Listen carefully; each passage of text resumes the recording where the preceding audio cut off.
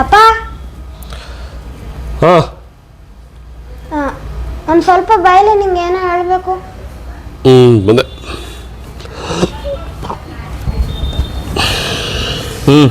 ಏನು ಹೇಳು. ಇದು ನನ್ನ ಫ್ರೆಂಡ್ ಅವ್ರ ಅಪ್ಪಂಗೆ ಬಾಯಲ್ಲಿ ಹುಣ್ಣು ಮತ್ತೆ ಈಟ್ ಆಗೈತಂತೆ. ಅದಕ್ಕೆ ನಿಮ್ಮ ಅಪ್ಪನ್ನ ಕೇಳ್ಬಿಟ್ಟು ಹೇಳು ಅಂದ. ಏನ್ ಹೇಳಿ? ಬಾಡಿ ಈಟ್ ಆಗಿದೆ ಅಂತ. ಹಾ ಬಾ ಈ ಕಡೆ ಬಾ. ಐಟಮ್ ತೋರಿಸ್ಬಿಟ್ಟು ನನಗೆ ಪ್ರಾಕ್ಟಿಕಲ್ ಆಗಿ ಹೆಂಗಾಗಿದೆ ಅಂತ ತೋರಿಸ್ತಿಲ್ಲ.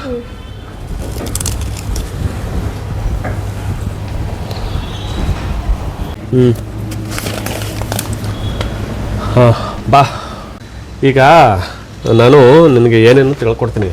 ಈಗ ನಿನಗೆ ಕೆಲವೊಂದು ಹೇಳ್ಕೊಟ್ಟಿದ್ದೀನಿ. ಅಂದರೆ ಬಾಡಿ ಹೀಟ್ ಕಮ್ಮಿ ಆಗೋಕ್ಕೆ ಈ ಬೇಸಿಗೆಗೆ ಅಥವಾ ಬೇರೆ ಟೈಮಲ್ಲಿ ಬಾಡಿ ಹೀಟ್ ಆದರೆ ಕಮ್ಮಿ ಆಗೋಕ್ಕೆ ಏನೇನು ಕುಡಿಬೇಕು, ಏನೇನು ತಿನ್ನಬೇಕು ಅಂತ ನಿನಗೆ ಹೇಳ್ಕೊಟ್ಟಿದ್ದೀನಿ. ಅದು ಯಾವ್ಯಾವ ಅಂತ ನೀನು ನೆನಪಿಸ್ಕೊಂಡು ಹೇಳ್ತೀಯ ಈಗ? ಎಳ್ನೀರು, ಮಜ್ಜಿಗೆ, ಕಲ್ಲಂಗಡಿ, ಕಲ್ಲಂಗಡಿ, ರಾಗಿ ಅಂಬ್ಲಿ, ಆಮೇಲೆ ಅಮ್ಮ ಮತ್ತೆ ಅಜ್ಜಿ ಕೈ ಎಣ್ಣೆ ಹಾಕ್ತಾರೆ, ಅದೊಂದು. ಹಾಂ ಅಷ್ಟೇ ಗೊತ್ತಿರೋದು, ಇನ್ನೇನು ನೆನಪಿಲ್ವಾ? ಸರಿ, ಹಂಗಾರೆ ಇನ್ನು ಮಿಕ್ತಾ ನಾನು ಹೇಳ್ಕೊಡ್ತೀನಿ, ಆಯಿತಾ? ಕರೆಕ್ಟು, ನೀನು ಹೇಳಿದ್ದೆಲ್ಲ ಸರಿ ಇದೆ. ಅದ್ರ ಜೊತೆಗೆ ಅವು ಕೂಡ ಬಹಳ ಒಳ್ಳೆಯದು, ಅದೇ ವೆರಿ ಇಂಪಾರ್ಟೆಂಟು. ಅದ್ರ ಜೊತೆಗೆ ಮಿಕ್ಕಿದವು ಏನೇನಿದೆ ಎಲ್ಲ ಹೇಳ್ಕೊಡ್ತೀನಿ. ನಾನು ಮೊಬೈಲಲ್ಲಿ ಸೇವ್ ಮಾಡ್ಕೊಂಡು ಅದನ್ನೆಲ್ಲ ಹೇಳ್ಕೊಡ್ತೀನಿ ಒಂದೊಂದಾಗಿ. ಈಗ ಮೊದಲನೇದಾಗಿ ನಮಗೆ ಪರ್ಟಿಕ್ಯುಲರ್ಲಿ ಬೇಸಿಗೆಗೆ ಬಾಡಿ ಹೀಟ್ ಆಗುತ್ತೆ. ನೋಡು, ದೇಹದಲ್ಲಿ ಒಂದು 3 ಪ್ರಕೃತಿ ದೇಹಗಳಿದೆ: ವಾತ, ಪಿತ್ತ, ಕಫ. ಪಿತ್ತ ಅಂತಂದರೆ ಹೀಟ್, ಬಾಡಿ ಹೀಟ್ ಜಾಸ್ತಿ ಇರ್ತಕ್ಕಂಥದ್ದು ದೇಹ ಪ್ರಕೃತಿನ ಮನುಷ್ಯರು ಹೊಂದಿರ್ತಾರೆ. ಅಂಥವ್ರಿಗೆ ಈ ಬೇಸಿಗೆ ಟೈಮಲ್ಲಿ ತುಂಬ ಬಾಡಿ ಹೀಟ್ ಆಗುತ್ತೆ, ಆಯಿತಾ? ಬಾಯಿ ಹುಣ್ಣಾಗುವಂಥದ್ದು, ಕಣ್ಣುರಿ, ಕಾಲುರಿ, ಪಾದ ಉರಿ, ಆಮೇಲೆ ಕೈಕಾಲೆಲ್ಲ ಒಂಥರ ಇದಾಗೋದು, ಒಣ ಚರ್ಮ ಆಗೋವಂಥದ್ದು, ತಲೆ ಕೂದಲು ಉದುರುವಂಥದ್ದು, ಕಾನ್ಸ್ಟಿಪೇಷನ್ನು, ಇದೆಲ್ಲ ಆಗ್ತವೆ. ಇದೆಲ್ಲ ಆಗೋದ್ರೆ ಏನಕ್ಕೆ ಅಂದರೆ ಬಾಡಿ ಹೀಟ್ ಆಗೋದ್ರಿಂದ. ಬಾಡಿ ಹೀಟ್ ಆಗಿ ಎಲ್ಲ ಸಮಸ್ಯೆಗಳು ಸ್ಟಾರ್ಟ್ ಆಗ್ತವೆ. ಸೊ ಮೊದಲನೇದಾಗಿ ನಾವು ಏನು ಕುಡಿಬೋದು ಅಂತಂದರೆ, ಏನನ್ನು ನಾವು ಪ್ರಿಫರ್ ಮಾಡ್ಬೋದು ಅಂತಾರೆ, ಎಲ್ಲ ನ್ಯಾಚುರಲು, ಯಾವುದು ದುಡ್ಡು ಕೊಡೋ ಅಂಥದ್ದಲ್ಲ. ಅದರಲ್ಲಿ ಮುಖ್ಯವಾಗಿ ಮೇಯ್ನಾಗಿ ಪ್ಲೇನ್ ವಾಟರ್ ಕುಡಿಬೋದು, ಆಯಿತಾ?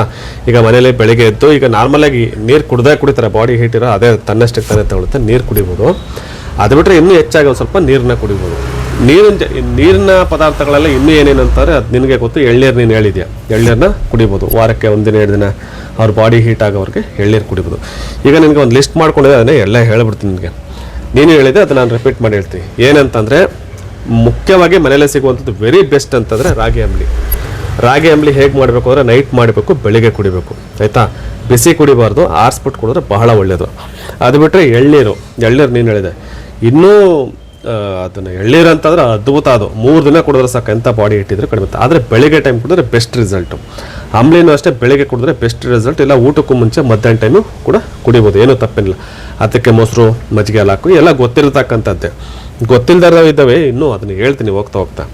ಸೊ ಇದು ಬಿಟ್ಟರೆ ಇನ್ನೂ ಬೆಸ್ಟ್ ಅಂತಂದರೆ ಮಜ್ಜಿಗೆ, ವೆರಿ ಬೆಸ್ಟ್ ಅಂತ ಹೇಳ್ಬೋದು, ದಿ ಬೆಸ್ಟ್ ಅಂತ ಹೇಳ್ಬೋದು. ನೀರು ಮಜ್ಜಿಗೆ, ಅದರಲ್ಲಿ ಬೆಣ್ಣೆ ಅಂಶ ತೆಗೆದಿರಬೇಕು.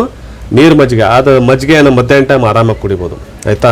ನೆಕ್ಸ್ಟ್ ಬಂದ್ಬಿಟ್ಟು ಬಾರ್ಲಕ್ಕಿ ಗಂಜಿ. ಬಾರ್ಲಕ್ಕಿ ನಮ್ಮಲ್ಲಿ ಈಗ ಸದ್ಯಕ್ಕೆ ಪ್ಯಾಕ್ ಮಾಡಬೇಕು, ಇದ್ದಿರೋ ತೋರಿಸ್ಬೇಕು. ಅದನ್ನು ಫೋಟೋದಲ್ಲಿ ನಾನು ತೋರಿಸೋ ಪ್ರಯತ್ನ ಪಡ್ತೀನಿ, ಆಯಿತಾ? ಬಾರ್ಲಕ್ಕಿ ಅಂತ ಬರುತ್ತೆ, ಬಾರ್ಲಕ್ಕಿನ ಗಂಜಿ ಮಾಡಿ ಬರೀ ಆ ನೀರನ್ನ ಕುಡಿಬೇಕು. ಇನ್ನದು ಇದು ಬಿಟ್ಟರೆ ಅಕ್ಕಿನಲ್ಲಿ ಕೆಂಪಕ್ಕಿ ಗಂಜಿ, ಕುಚುಲಕ್ಕಿ ಗಂಜಿ, ಇದನ್ನೆಲ್ಲ ಮಾಡ್ಕೊಂಡು ಕುಡಿಬೋದು. ಇದು ಕೂಡ ಇದಾಗುತ್ತೆ. ಇನ್ನು ಸೀಡ್ಸ್ ಅಂತ ಬಂದಾಗ ಕಾಮಕಸ್ತೂರಿ ಬೀಜ ನೋಡಿ, ನಮ್ಮಲ್ಲಿ ಕಾಮಕಸ್ತೂರಿ ಬೀಜ ಐತೆ. ಇದನ್ನು 1 ಸ್ಪೂನ್ ಹಾಕೊಂಡ್ರೆ ಜೆಲ್ ಥರ ಅರಳುತ್ತೆ. ಅಥವಾ ಕೆಲವು ರೋಡ್ ಸೈಡಲ್ಲಿ ಕೆಲವು ಜ್ಯೂಸ್ ಅಂಗಡಿಗಳಲ್ಲಿ ಇದನ್ನು ಜೆಲ್ ಹಾಕ್ಕೊಡ್ತಾರೆ, ಆಯಿತಾ? ನೀನು ನೋಡಿದೆ ಅಲ್ವಾ, ಇದನ್ನೆಲ್ಲ ನಾವು ಈಗ ಕುಡಿತಿರ್ತೀವಿ. ಈ ಥರ ಕಾಮಕಸ್ತೂರಿ ಬೀಜನ ವಾರಕ್ಕೊಂದು 3 ದಿನ ಕುಡಿಬೋದು. ಇನ್ನು ಅದು ಬಿಟ್ಟರೆ ಬಾದಾಮ್ ಗೋಂದು ಕೂಡ ನಾವು ಮಾಡಿದ್ದೀವಿ. ಈಗ ಉದಾಹರಣೆಗೆ ಬಾದಾಮ್ ಗೋಂದು ಇವತ್ತು ನೆನೆ ಹಾಕಿದ್ದೀವಿ, ತಗೊಬರ್ತೇನೆ ನೋಡೋಣ ಅದನ್ನು. ಹಾಂ, ತಂದು ತೋರಿಸ್ಬಿಡಿ ಇವಾಗ. ತಗೊಳಪ್ಪ. ಕೊಡು. ನೋಡ್ದಾ, ಇದು ಬಾದಾಮ್ ಗೋಂದು. ಈ ರೀತಿ ಬಾದಾಮ್ ಗೋಂದನ್ನ ನಾವು ಸುಮಾರು ಬೆಳಿಗ್ಗೆನೇ ನೆನೆ ಹಾಕಿದ್ದು. ಈ ರೀತಿ ಆಗುತ್ತಾ? ನಾನು ಬರೀ ಒಂದೇ ಇಷ್ಟು ದಪ್ಪ ನೆನೆ ಹಾಕಿದ್ದಿಲ್ಲ, ಆಯಿತಾ? ಇವಾಗ ಪೀಸ್ ಮಾತ್ರ ನೆನೆ ಹಾಕಿದ್ದು. ಆ 2 ಪೀಸು ಇಷ್ಟು ಜೆಲ್ ಆಗೈತೆ. ಇದನ್ನು ನಾವು ಬೇಕಾದ್ರೆ ಒಂದು 5 ಜನ ಕುಡಿಬೋದು. ಇದನ್ನು ಜ್ಯೂಸ್ಗೆ ಹಾಕೊಂಡು ಕುಡಿಬೋದು, ಅಥವಾ ಒಂದು ಅಪ್ರಾಕ್ಸಿಮೇಟ್ ಈ ಥರ 1 ಸ್ಪೂನನ್ನು ಈ ರೀತಿ ಬರೀ ಪ್ಲೈನ್ ವಾಟರ್ಲಿ ಕುಡಿಬೋದು. ಅರ್ಥ ಆಯ್ತಾ? ನೆಕ್ಸ್ಟು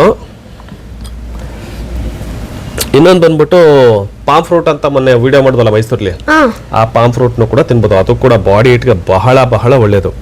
ಇನ್ನು ಅದು ಬಿಟ್ಟರೆ ಹೆಸರು ಬೇಳೆನ ನೆನೆ ಹಾಕಿ ನೈಟು 1-2 ಸ್ಪೂನ್ ನೆನೆ ಹಾಕಿ ಬೆಳಗ್ಗೆ ಅದನ್ನ ನೀರು ಕುಡಿಬೋದು ಆಯ್ತಾ.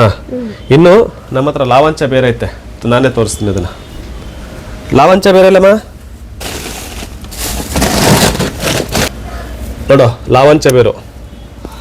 ಇದನ್ನ ಸ್ಮೆಲ್ ಮಾಡಿದ್ರೆ ಗಂಧ ಸ್ಮೆಲ್ ಬರುತ್ತೆ. ಇದನ್ನು ಕೂಡ ನೀರಿಗೆ ಹಾಕೊಂಡು ಕುಡಿಬೋದು, ಬಹಳ ಎಫೆಕ್ಟಿವ್ ಆಗಿ ಕೆಲಸ ಮಾಡುತ್ತೆ. ಇನ್ನು ಇದು ಬಿಟ್ಟರೆ ನಿರಂಜನ ಫಲ ಅಂತಿದೆ, ನಾವೊಂದು ವಿಡಿಯೋ ಮಾಡಿದ್ದೇನೆ, ಅದನ್ನು ಪ್ಲೇ ಮಾಡ್ತೀನಿ, ಯೂಟ್ಯೂಬಲ್ಲಿ ಹಾಕ್ತೀನಿ, ಯಾರು ಬೇಕಾದವ್ರು ನಿಮ್ಮ ಫ್ರೆಂಡ್ಗಳು ನೋಡಲಿ ಅಂತೇಳಿ. ನಿರಂಜನ ಫಲ ಅಂತ ಬರುತ್ತೆ, ಅದು ರೇರು, ನಮ್ಮ ಹತ್ರ ಅದಿದೆ, ನಾನು ತೋರಿಸ್ತೀನಿ, ಅದನ್ನು ಇನ್ನೊಂದು ವಿಡಿಯೋ ಮಾಡಿ ತೋರಿಸ್ತೀನಿ ನಿನಗೆ. ಇನ್ನು ಇದು ಬಿಟ್ಟರೆ ಹಣ್ಣುಗಳು ಕಾಯಿಗಳಲ್ಲಿ ಏನೇನು ತಿನ್ಬೋದು ಅಂತಂದರೆ ಸೌತೆಕಾಯಿ ತಿನ್ಬೋದು, ಕಲ್ಲಂಗಡಿ ಹಣ್ಣು ತಿನ್ಬೋದು, ಕಿತ್ಲೆ ಹಣ್ಣು, ನಿಂಬೆ ರಸ ಕುಡಿಬೋದು, ಮತ್ತು ಬೂದುಗುಂಬಳಕಾಯಿ, ಸೋರೆಕಾಯಿ ಆ ಜ್ಯೂಸ್ನ ಮಾಡಿ ಕುಡಿಬೋದು, ಅದು ಕೂಡ ತುಂಬ ಎಫೆಕ್ಟಿವ್ ಆಗಿ ಕೆಲಸ ಮಾಡುತ್ತೆ. ಅದು ಬಿಟ್ಟರೆ ಪುದೀನ ರಸ, ಮಿಂಟ್ ಅಂತ ಕರಿತಲ್ಲ, ಅದನ್ನೇ ಮಾಮೂಲಿ ಬೇರೆ ಜ್ಯೂಸ್ಗಳಲ್ಲಿ ಹಾಕಿ ಕುಡಿತಾ ಇರ್ಬೋದು. ಇದು ಬಿಟ್ಟರೆ ಇನ್ನೂ ಎಫೆಕ್ಟಿವ್ ಆಗಿ ಅಂದರೆ ಬೆಟ್ಟದ ನೆಲ್ಲಿಕಾಯಿ, ವೈಟಮಿನ್ ಸಿ, ಅದನ್ನು ಕೂಡ ಚೆನ್ನಾಗಿರುತ್ತೆ. ನೋಡ್ದಾ, ಇದಿಷ್ಟು ಕೂಡ ಇನ್ನೂ ಹಲವಾರಿದೆ. ನನಗೆ ಈಗ ಸದ್ಯಕ್ಕೆ ನಾನು ನೋಟ್ ಮಾಡ್ಕೊಂಡಿದ್ದಷ್ಟು ಮೊಬೈಲಲ್ಲಿ ಸೇವ್ ಮಾಡ್ಕೊಂಡು ಯಾರು ಕೇಳಿದ್ರೆ ಹೇಳಿ ಅಂತೇಳಿ. ಸೊ ಇದಿಷ್ಟನ್ನೇ ಹೇಳಿದ್ದೀನಿ. ನಿಮ್ಮ ಫ್ರೆಂಡ್ಗೆ ಇದಿಷ್ಟು ಹೇಳು, ಇದೇ ಬೇಕಾದಷ್ಟು ಆಯಿತಾ. ಈ ವಿಡಿಯೋ ಅವ್ರಿಗೆ ತೋರಿಸು, ನೋಡೋಕ್ಕೆ ಹೇಳು, ತುಂಬ ಅದ್ಭುತವಾಗಿ ಕೆಲಸ ಮಾಡುತ್ತೆ.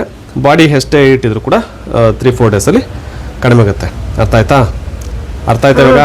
ಇಷ್ಟ ಆಯ್ತು ಹಂಗಾರೆ ಇವಾಗ ಹೇಳ್ದಲ್ಲ, ಎಷ್ಟು ತಿಂದು ಕುಡಿದ್ಬಿಟ್ರೆ ಆಯ್ತದ, ಕಡಿಮೆ ಆಯ್ತದ ಇಟ್ಟು? ಏನು ಗೊತ್ತಾ ವಿಚಾರ ಏನಂತಂದರೆ, ಬಾಡಿ ಹೀಟ್ ಅಂತಂದರೆ ನಮ್ಮ ದೇಹದಲ್ಲಿ ಬೇಸಿಗೆಗೆ ನಾರ್ಮಲ್ ಟೆಂಪ್ರೇಚರ್, ನಾನು ಸುಮ್ಮನೆ ಉದಾಹರಣೆಗೆ ಹೇಳ್ತೀನಿ, ನನಗೆ ನಿಜವಾಗ್ಲೂ ಟೆಕ್ನಿಕಲ್ ಎಷ್ಟು ಅಂತ ಗೊತ್ತಿಲ್ಲ, ಒಂದು 30 ಡಿಗ್ರಿ ಇರುತ್ತೆ ಅಂತ ಇಟ್ಕೊ ನಮ್ಮ ದೇಹದಲ್ಲಿ. ಬೇಡಪ್ಪ ಇವತ್ತು ಬೇಸಿಗೆ 35 ಡಿಗ್ರಿ ಇದೆ ಅಂತ ಇಟ್ಕೊ. ಈ ಬೇಸಿಗೆ ಬಂದಾಗ ಏನಾಗುತ್ತೆ, 2-3 ಡಿಗ್ರಿ ಜಾಸ್ತಿ ಆಗುತ್ತೆ, ಅಥವಾ 5 ಡಿಗ್ರಿನೇ ಜಾಸ್ತಿ ಆಗುತ್ತೆ ಅಂತ ನಮ್ಮ ಬಾಡಿ ಟೆಂಪ್ರೇಚರ್ ಜಾಸ್ತಿ ಆಗುತ್ತೆ ಅಂತ. ಉದಾಹರಣೆಗೆ ನಾನು ಟೆಕ್ನಿಕಲ್ ಆಗಿ ಹೇಳ್ತಲ್ಲ, ಸುಮ್ಮನೆ ಒಂದು ರ್ಯಾಂಡಮ್ ಆಗಿ ಹೇಳ್ತಾ ಇದ್ದೀನಿ.